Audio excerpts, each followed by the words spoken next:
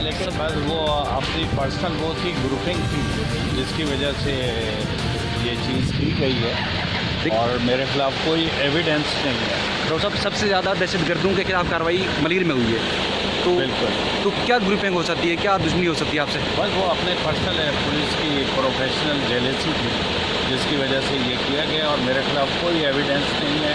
JIT में मेरा phone number गलत डाला गया है, हर तरह से जो है वो फ़ोन मेरे पास है ही नहीं, मेरे इस्तेमाल में ही नहीं था और उस फ़ोन को जो है मेरे JIT में डाला गया, जबकि 21 मार्च को मैं chief justice Sindh supreme court Pakistan के पास पेश हुआ था, लेकिन वो फ़ोन कराची में चल रहा था, तो वो कैसे मेरे पास हो सकता है, मेरा कैसे इस्तेमाल में हो सकता है। तो आप तो ऐसी बहुत सारी चीज़ें हैं, बहरहाल वो पता चल। एक और चीज़ भी लोग तनकीद का निशाना बना रहे हैं, देखिए आपको सिक्योरिटी थ्रेट्स तो पहले से थे, बहुत बड़ी कार्रवाई होती रही, तो लोग कह रहे हैं कि उनके आपके घर को जो सब जेल करार दिया गया है वो आपको एक फेवर दी गई है इजाफी।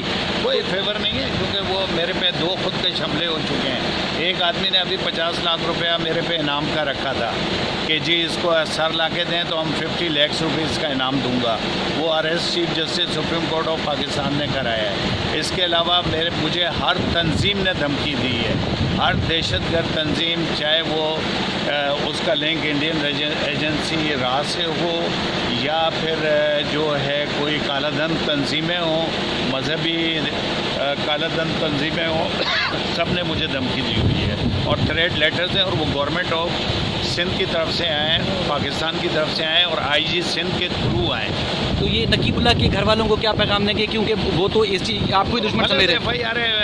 FIR ही गलत कटवाई है, क्योंकि ना मैंने ना उसे पकड़वाया, ना मैंने उसे रखवाया और ना मैंने उसे मारा, ना मैं उस टाइम पे पहुंचा, ना उसके बाद है ना मुकाबले के पहुंचा। मेरा CDR साबित करता है और इंशाल्लाह हम साबित करेंगे। ट्रायल में क्या आप क्लियर हो जाएंगे, आप समझ रहे हैं? बिल्कुल 100%।